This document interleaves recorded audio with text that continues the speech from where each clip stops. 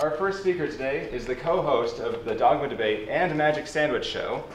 He's the Texas State Director of American Atheists. He's the producer of the Foundational Falsehoods of Creationism video series on YouTube, Aron.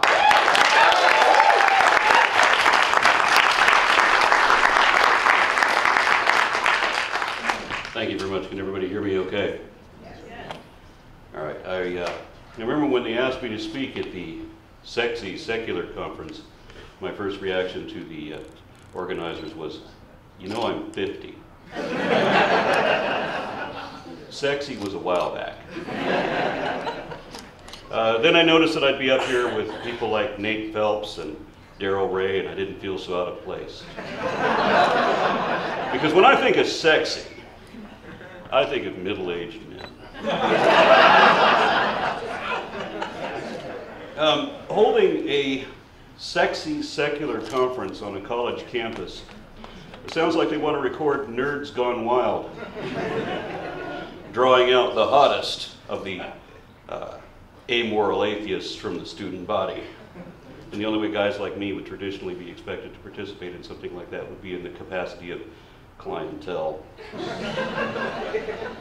But that's what I want to talk about today, traditional expectations and reconsidering norms regarding gender roles. Because one thing that a man of my age can offer this topic is how I've seen things change over time. You know, when I was a little boy, and this is more particularly true in my family than in the norm, but boys were supposed to be tough. And you weren't allowed to cry when you got hurt. As a matter of fact, I was many times criticized for crying if I got hurt, and I saw that my brothers were too. They had to be a man about it. For whatever reason, women were allowed to be little girls well into their 20s. They could keep stuffed animals, they could giggle, they could do all the childish things. That's fine for a girl. I was criticized by my family at 9 for still having toys. I was supposed to grow up fast. And I remember having the first time my father bellowed into my face that it was time to act like a man. I'm 9 years old. I think the last toy that I got was one of those motorcycles that you pull the ripcord and it takes off. I thought that was a pretty manly toy, but I was 12, and that was inexcusable. I had already been put on real motorcycles well before that. And my family didn't believe in training. They thought in a very Darwinian respect, you know, put you behind the wheel, go. Give him a gun, see what he does with it. Send him out in the wilderness. If he comes back. So when I was 8 years old, my father wanted me to run an errand. We were living out in the desert, in a place in the desert in Utah that looked exactly like our first pictures of Mars. It really did. And so they have this one tiny little shack out in the desert. You can see out on the horizon there's this other little shack. My dad tells me to go out there, retrieve something. I don't remember what it was. I was 8 years old. But he pulls the ripcord on a mini bike and tells me to go. Doesn't give me any instructions at all. So I'm on a motorcycle, technically, for the first time, at 8 years old, running across the desert. Those things only go 30, which would be fine, except that large, scary dogs go 35. And I really wanted to crap myself on that mini bike as I'm trying to outrun that damn dog. My stepdad, this might sound like a kind of a cool dad at the time, but my stepdad would allow me to raid the liquor cabinet, the gun cabinet, and take my motorcycles with my friends out into the desert at 15. Now where we lived, the end of our street was the desert. And he bought these motorcycles from somebody that had lost a child of their own in a motorcycle accident, and they sold all of that kid's bikes to my stepdad, who gave them to me and didn't require that I wear a helmet. I figured out later on that he might not have been being a cool dad, but was trying to see if I would eliminate myself from his equation. You know, I actually rode off into the desert 15 years old with twin bandoleros with pistols and whiskey on a dirt bike. Woohoo! But that was the sort of person I was expected to be. I was encouraged by many people, not just in my family, but in the general community, I was encouraged to drink, I was encouraged to read porn, I was encouraged in all ways to grow up fast. Whereas women, as I said, had no such restrictions. Now, girls could be innocent and soft, sweet and pretty, but that wasn't for me. Now, when I was 12, I did this transition where they took me off into Colorado and decided to just make a man out of me all at once. And I remember they had this huge black stallion. And I said, well, I'd love to ride a horse. So they put a saddle on it, came back in, didn't even help me onto the horse. They just come back in and said, saddle's on it, go. That horse goes 40 plus, but not with me on it, because I weighed like 80 pounds, and I left the back. Do you ever leave the back of a horse when it's going 40 miles an hour? Gosh, that's scary. And then, so they decided to teach me how to drive, also. And they taught me to drive on one of those racetracks that looks like a video game racetrack. It's all hairpin turns and all of that. And it was on a mesa, weird, so that if you screw up, you really screw up. And it was on a rainy day. And they put me in a 1962 Chevy 2 that had no windows, no glass, just a roll cage, one seat, a 12-year-old boy. And I remember my father got in and sat on the floor next to me with his cigarettes and a 6-pack of beer. I don't know how long he thought this lesson was going to take. And I remember he just sat down and said, go. And every time I would do something like hit the brakes and the gas at the same time, he'd punch me. Because that's what you learn. Now, the men in my family, and as I said, this is more particularly true of me than other families, I would look at other people's dads, and they wouldn't be as extreme as ours. When I was a very young child, I was potty trained on a toilet seat that was mounted onto a rain barrel. It was cut into a hole in the raft that we lived on in Alaska. They put 2 houses on a raft. My dad ran a logging company. And we had to live on a raft because the place was surrounded by grizzlies. Only once did one venture out to our raft, and there's 7 men with rifles standing there to meet it. And it never tried to climb up. But to give you an idea, this is the kind of childhood that I had. We are literally talking about men who were dropped in the forest and built a town. And these are not the sort of men who ever wore penny loafers or slacks, never owned a suit, owned lots of guns, and were frontiersmen, old Western types, and extremely macho. So I had an incredible dose of this. I try to imagine what it would have been like if I was homosexual and I'm raised in that environment. Because you couldn't just not be gay. I mean, it wasn't enough to be a strong, confident, heterosexual male. You had to be uber butch. If you ever caught yourself just relaxedly sitting with your wrist in this position, just flopped out on the couch, somebody would notice that your wrist is in this position, and you might get popped for it. Effeminate behaviors were completely admonished. And it wasn't all cultural. It isn't all entirely my family's fault or even my culture's fault, because I did notice that even as a prepubescent child, before there was any sexual expression, I remember having certain resentment against people, and I don't know why. I don't mention this only because I think it's a curiosity. There were a couple of characters that I remember seeing on TV. Miss Hathaway from the Beverly Hillbillies is a good example. A woman that had a strong jaw and a sharp nose, no pronounced breast, no pronounced figure, very short hair, looked very masculine. And I remember feeling a bit of rejection against this woman. She creeped me out because she didn't seem to possess the traits of either gender. I remember this just naturally instilled in me, it would seem. I don't know if that was cultural or if that's natural. I really don't. And I remember having other issues like Michael Jackson, the movie Thriller, when he said, I'm not like other guys. I remember saying, that's damn straight. There was just something about, the sexual expression. I remember I found a little bit ill. And again, I don't know if it was because I was cultured to believe that or if that's in any way natural. But I was strongly conditioned and this actually took effect with me, I was strongly conditioned to react violently against homosexuals. I was supposed to fear them, and I was supposed to attack them. And I remember this being deeply ingrained, so that I remember thinking that if I ever accidentally got into an elevator with David Bowie, that it would be self-defense to beat him up. Why the hell would that be? I don't know. But I know that that's entirely cultural. There are several people in Texas, in the Tea Party, that even on our Board of Education, there are a couple that I know that have advocated that violence against homosexuals should be removed from the Hate Crimes Act if it is religiously motivated. They actually plead for that it shouldn't be a hate crime, because you have a religious right to be violently prejudiced against homosexuals. And this is the culture that I was raised in.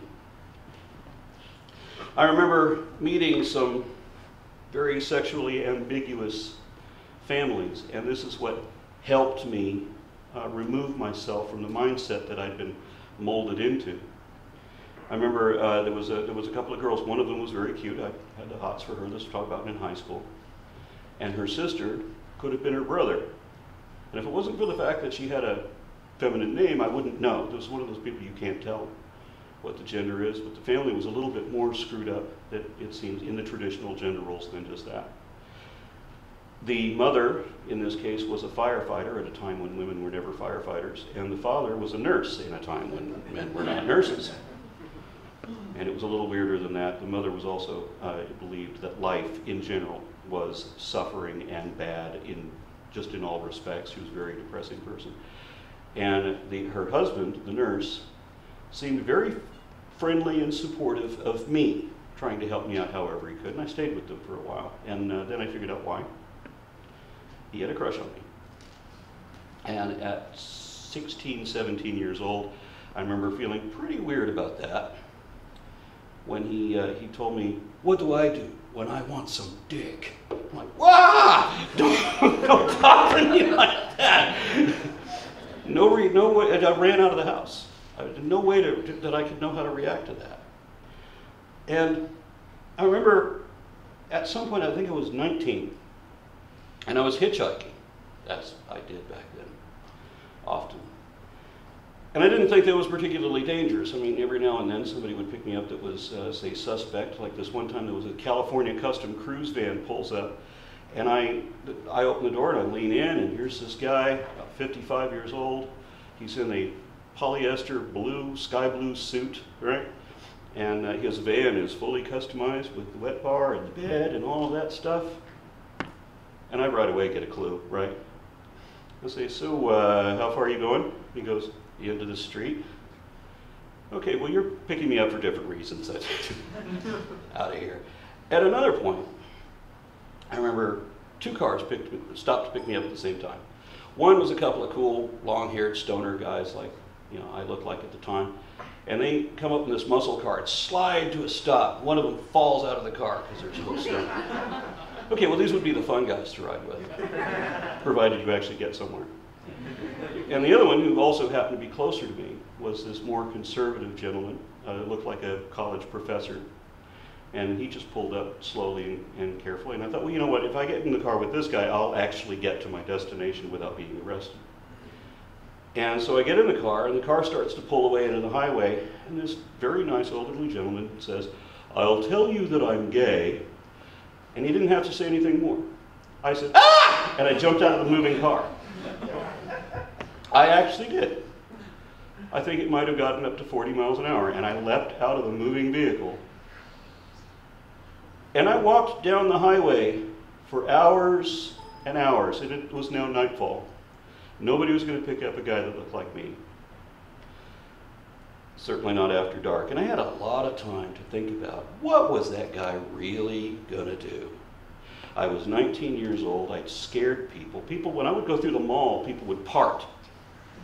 Just because they had long hair and a black leather jacket, it was enough, What's he really going to do to me? He's driving a car. Would it really have hurt me? Could he have really hurt me? If I got in the car, what if I'd answer?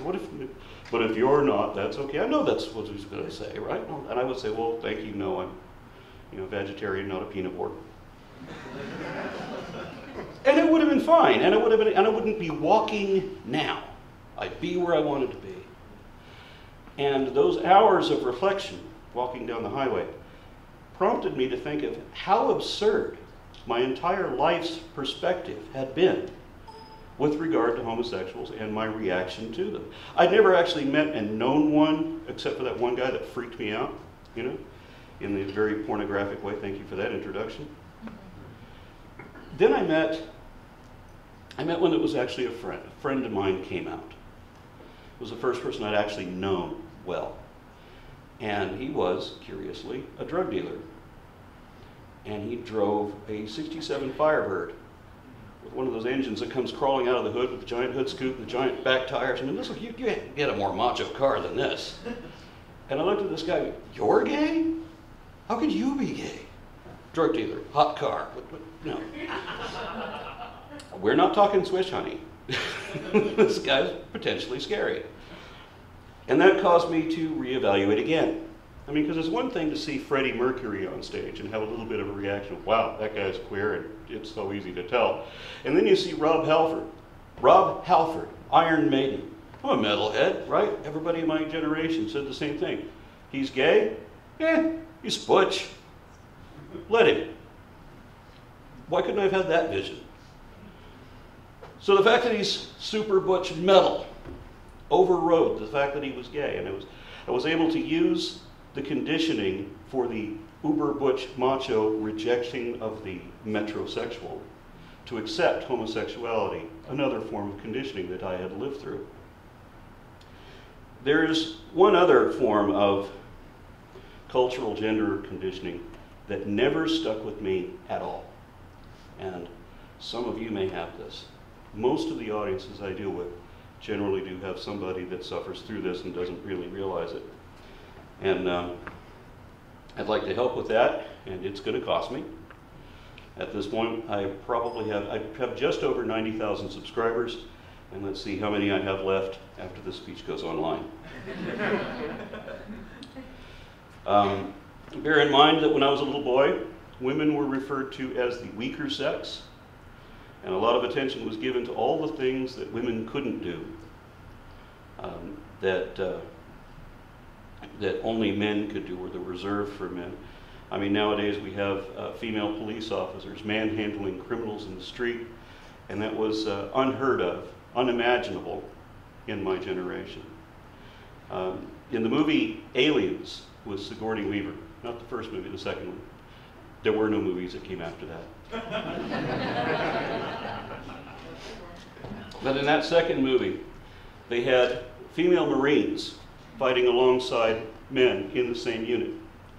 And that was 1982, which from my perspective wasn't that long ago. I realize it's a lifetime for practically everybody here, but it's not that long ago, and yet it was a futuristic concept. It hadn't happened in real life. Nowadays, my own daughter is serving in the military, and she's going to be assigned to an aircraft that searches for submarines, and she's in the flight crew, and I'm enormously proud of her. And not only is she doing a very butch job, but she's not doing it in a butch way. She's enjoying every advantage of being a young woman empowered by her own income and her own abilities and having fun being who she is and living life. And I'm enormously proud and happy for her. Now, when I was a kid, women couldn't do that job. They couldn't be mechanics, they couldn't drive trucks or forklifts. That was typically masculine manual labor. And there was a strong division between the few jobs that employers would let women have and the work they thought only men could do. I mean, if the job demands so much upper body strength that most men couldn't make the cut, I can understand why you wouldn't expect many women to go for that too. But what I didn't understand was when a woman could qualify for the work and show that she could really do it and was still prohibited from having the job. I was really surprised to find out that men, or that women were not paid at the same rate as men, and I didn't understand why. One of the excuses that was given to me was that women didn't have to pay as much as men. because they didn't have to buy their own dinner, they didn't have to pay for their own drinks, they didn't have to buy their own jewelry or clothing or pay for their own vacations, and sometimes even their rent was paid by someone else. The only advantage that women really had was that this was a time when women were the default winners of all child custody combat. If you couldn't prove that she was an unfit mother, she automatically wins. Now, this was a period of inequity that in Texas was only corrected in the last 10 or 15 years or so. And it is inequity, we recognize that. But women didn't have the financial advantage that was painted on them. I mean, it was assumed that if they had children, then they also got child support from somebody. And at that time, depending on where you lived, it was suspected that you might also have alimony. And so what was explained to me was that women didn't have to make as much money as a man as long as they remained dependent on men and all that that implies. Now, in the typical patriarchy of religion, where bigotry gets dressed in the disguise of family values, there are women who are denied positions in the priesthood. And trust me on this, I know from experience that is a job women could easily do better than men. When I was a young man, I've known many women who were very skilled liars and bullshit artists and could present whatever you want to believe, and you would trust them that it really is true. But I'm not bitter. Time heals all wounds. And I listened to a lot of excuses from various grown-ups in my life about why women couldn't fly airplanes, for example, owing to an alleged deficiency in their depth perception or a difference in their center of balance. Bullshit excuses that seem to be made up on the fly as necessary just to perpetuate the prejudice. And I was raised in a very sexist environment, but I don't think I was ever sexist myself. Although it may be that we all are, and it's just a matter of degree.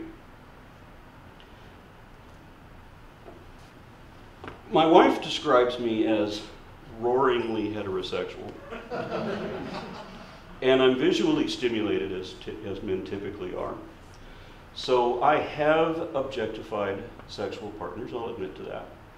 But I know women my age who do the same and have done forever, and we understand why we do that. I'm not saying that that's never a problem, but it needn't always be one. And that's not what sexism is. Sexism is similar to racism in two respects. One, in either case, it is not a matter of either side having strengths and weaknesses, which seems reasonable and could be expected. Rather, bigotry considers one group of being generally superior, regardless what other aptitude may be attributed to another group. Two, racists assume limitations on someone's potential based on their ethnicity, and they impose restrictions when they can to enforce that. Sexists do the same thing, this time applying double standards according to gender. That's why women have traditionally been denied certain jobs, been denied equal pay when they could do those jobs, why there are double standards for women's social behavior as opposed to men, and why there is a glass ceiling preventing women and minorities from reaching the upper rungs of the corporate ladder regardless of their qualifications or achievements. There is one significant way that racism and sexism are different. There is no word for a non-racist, but there is a word for a non-sexist. Now, I've noticed that when I speak about science, I better have all my facts straight, or the scientists will jump on me for anything I get wrong. And I can bash religion pretty well and not worry too much about the reactions from the butthurt theists. But if I talk politics, I will immediately irritate a whole lot of people I didn't mean to piss off. And this still isn't as bad as when you say the word that means non-sexist. Once you utter the word feminism,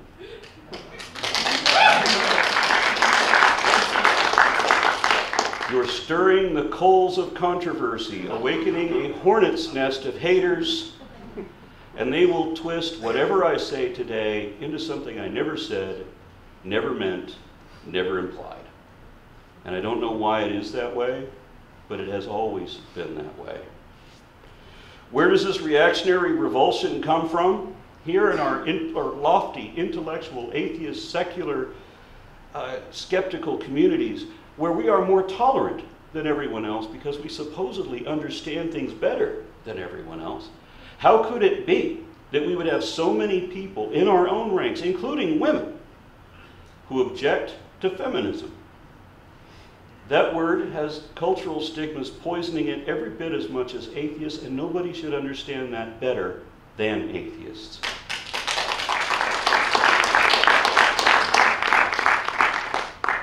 A couple weeks ago on an atheist podcast, someone told me that the reason was there's so many different definitions and that I'm using the wrong one. That just because you're not a feminist doesn't mean that you're a sexist. And my friend D.P.R. Jones jumped on that comment like the lawyer that he is and pulled up a half a dozen different dictionaries, all of which gave the exact same one and only definition that I use. A feminist is one who advocates equal rights and treatment for women. That's it. That's the only definition there is or ever was. Although there is a colloquialism that feminism is the radical idea that women are people too. Now, if you look at the actual definition in the negative, you'll see that a non-feminist is someone who does not advocate gender equality, meaning that they will accept gender inequality, which is exactly what sexism is, and I'm right again. If you are not a feminist, you are a sexist by definition. But it's not a dichotomy. If you are sexist to a degree, you are feminist beyond that degree. So to the degree that you support equal rights for women, what does that mean? Does that mean that all men are created equal to other men? And that all women are equal to each other, but on a different standard than men? Obviously not. It means that women should be considered equal to men. So it is nothing short of embarrassing for me as a man when men's rights activists chime in saying, equal rights for women? What about equal rights for men? What is it about the word equal that they don't understand? It seems as if they're trying to be more equal than women. It sounds to me like they're trying to secure supremacy. And if they really wanted equal rights, like they say, they would be feminists. And if women are not satisfied with equality and are actually pushing for dominance over men, as they allege, those women would not be feminists.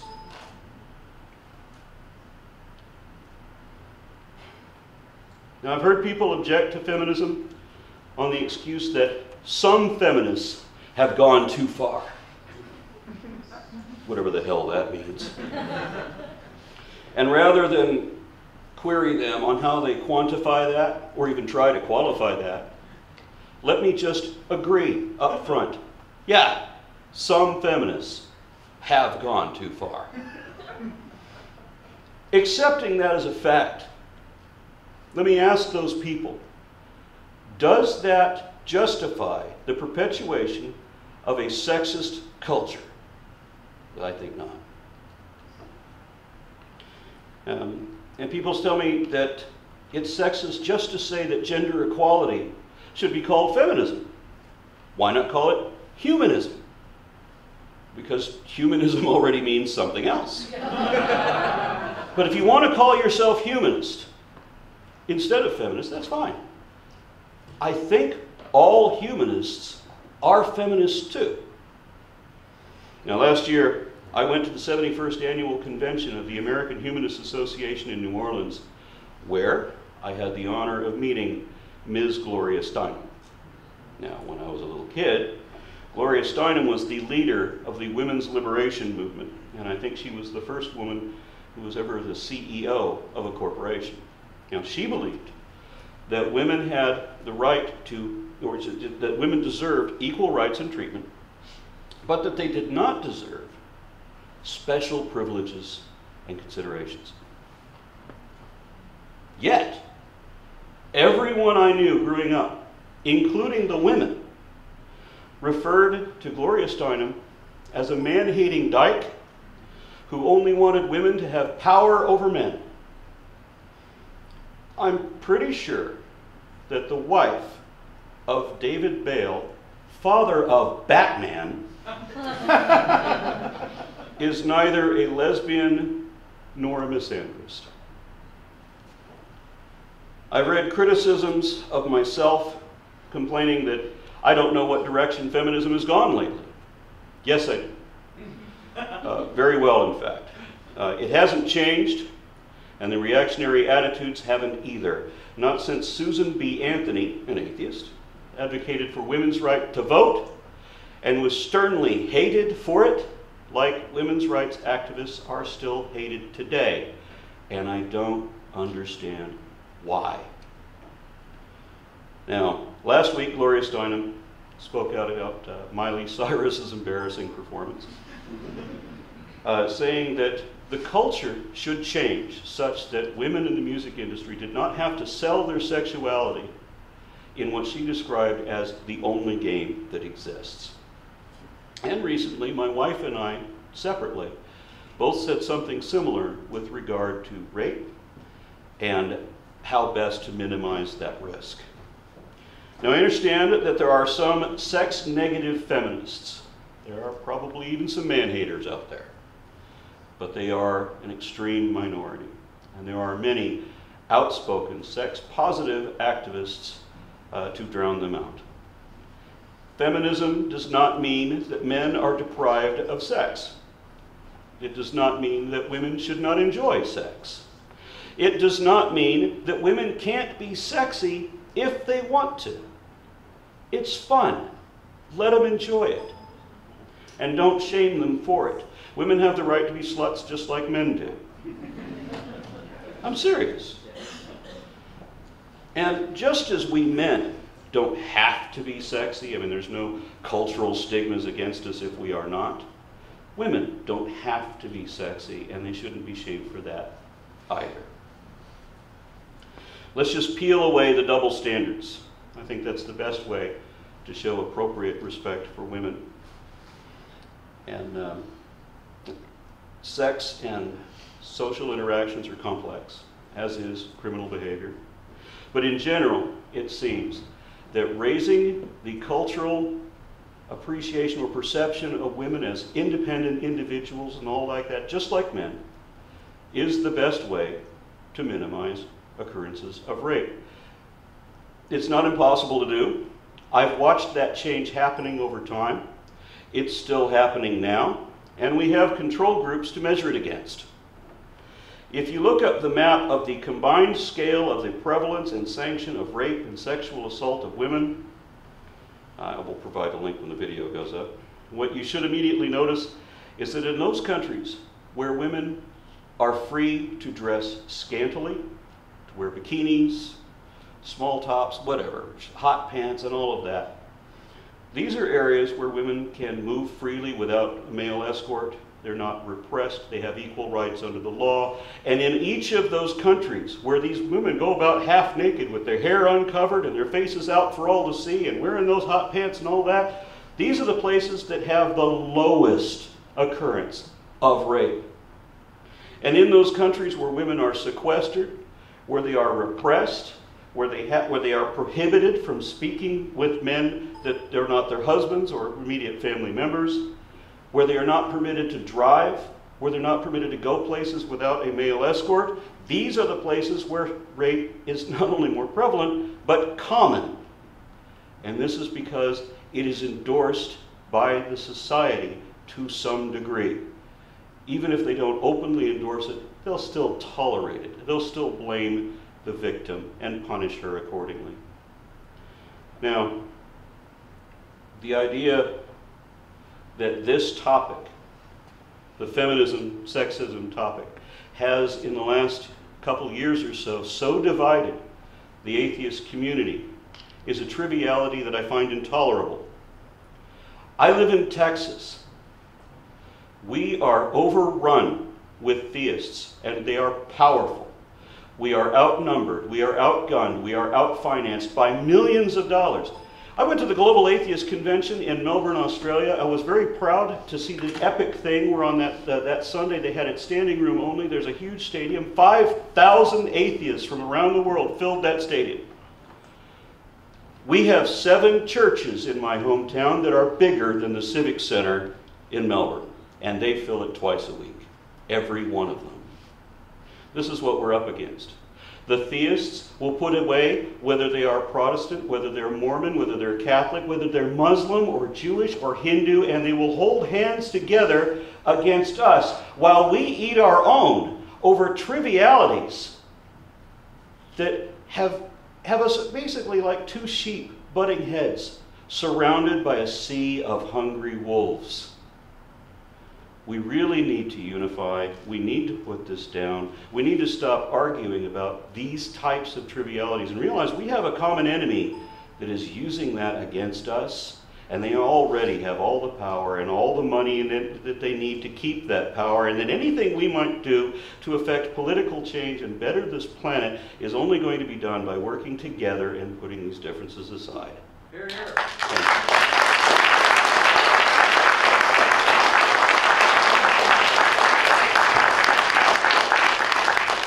Are there any questions? Yes. How do you respond to, well, first of all, thank you very much for sharing some of the most intimate moments of your life. How do you respond to someone, I get this all the time, well, that's what makes you an atheist. Those stressful experiences from your past, that's why you're an atheist. It's not any of these other things that we've spoken so eloquently about. It's because you went through a stressful period. How do you respond to things like that? Can you repeat the question? Back? If I could, he says, how do I respond to people that take these traumatic events of my life and say that that is the reason I'm an atheist? I explain the real reasons why I'm an atheist. And this is important. I was an atheist for 15 years before I realized what an atheist is. And I think it's important that other people not go through that transitional period. If you're calling yourself an agnostic, guess what? If you're not convinced that an actual deity really exists, you're atheist. Deal with it. And there's many reasons not to be convinced of that, not the least of which being that snakes don't talk. And if my donkey tells me he can't continue because there's an angel with wings, a hexapod human with a flaming sword invisible to everyone but him, and I'm listening to the donkey tell me that, it's time to get off that donkey and check into a hospital. I certainly wouldn't give people like this credence and financial power. Any other questions? You in the blue. It's sort of a comment and a question. I want to applaud you. It's a very simple thing when we're talking about sexism. You mentioned the friend that father. It's a carryover from that time when such things mattered more. I mean, I knew another sexually ambivalent family that was, is that the right word? I don't even know. The son was a hairdresser and a female impersonator. His sister was a motorcycle mechanic with all the sexual eloquence of a redneck truck driver. The hell happened in that family? I don't know. I wouldn't pick a fight with the sister. But yeah, that's all that is. And it was very different. You know, in the generation that we remember, we viewed things differently than kids today do. When you see women in the digital fatigues and the combat boots, you know, going with their unit of men at the airport, that's not unusual to you. That would be a freak show when I was a child. This was said to be impossible, that it would never happen. And I'm glad we got over that. Greta, you had a question. So when you say that we need to stop being divisive and we need to unify, do you mean by that people should stop speaking out about sexism in the atheist movement? Clearly not to speak out about sexism. But I wonder how you reconcile the desire for us to unify and the need to speak out against sexism and misogyny. As the atheism movement grows, we are going to be more inclusive of demographics we don't agree with on every level. I mean, come on, we already have libertarians. We put up with them. We need to be accepting of the fact that not everybody's going to agree with us on every single point, and it doesn't matter. The religious people only agree on two things. One, they will believe in their mystic woo because they want to, regardless what the facts are, and that they can use other theists to help them with that. And the second thing that they agree on is that we are the enemy more so than each other. And we need to realize how overwhelmed and outnumbered we are and how ineffective we will be if we keep bitching at each other about ourselves, fighting amongst ourselves over every little thing we disagree on. Put it aside. Yes? What do you think the best response is to when you run against other atheists on Facebook who are clearly misogynist assholes?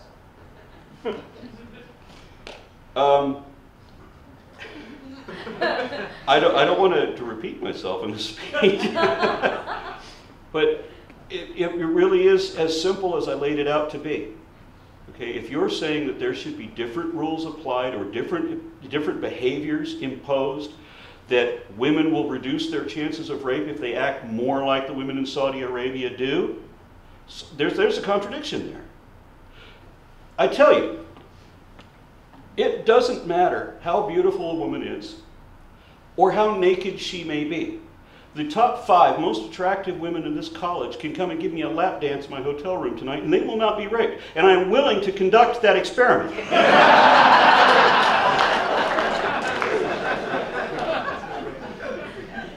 Anything else? Yes, sir. About your statement regarding agnostics, they're basically atheists. I think the counter-argument would have been, yes, they're not convinced there is a God, but they also don't have enough evidence that there isn't, and it's like more like an organic... Yes or no question. Are you convinced that an actual deity, by definition, you can't define a god as being, by definitional fiat, to exclude Apollo and Thor and people that millions of other people have worshipped for thousands of years. We can't do that. Right. I mean, If you're going to categorize all deities by one summary statement, I would say, according to my studies, that would be magical anthropomorphic immortals. Are you convinced that a magical anthropomorphic immortal really exists? Until the point that you are convinced of that, you're not convinced of that. And if you're not convinced there's not one, that means you're not convinced there is one. You're atheist. yeah, my question is... I'm sorry. I'm an asshole. I'm sorry. Thank you, I met my match. Would you agree that it's more like an internal, organic, pondering struggle for a person to actually make that journey from being agnostic to a confirmed atheist? Agnostic answers a different question. What agnostic, and people will want to argue that somebody way back when, that Huxley used it in a different way than everybody else in history did. The Gnostics predate Christianity, and they were all about asserting their speculations as faith-based revelation, asserting their personal beliefs as if it was factual knowledge. That's what Gnosticism is. The question that agnosticism asks is whether humans can ever claim definite knowledge of anything having to do with the supernatural. The reality is, since it's entirely speculative, since there's no data, and since knowledge is demonstrable with measurable accuracy, no. My answer would be it is not possible for humans, even if they've experienced the supernatural, even if they've been out, astral projection or whatever it is that you personally experienced. We don't know for sure that that really happened. If you've got no way to verify it to any degree at all, by any means whatsoever, you don't know whether that happened to you. And so that's the question, whether you can have knowledge. That's not whether you believe. Belief is a conviction. And if you don't believe, you're not convinced. It's a yes or no question. There's only whether you have theism or whether you are without theism. There's no middle ground there. You in the blue. Last question. Yeah, I hate to beat a dead horse here, but I was listening to a podcast this morning with Neil deGrasse Tyson,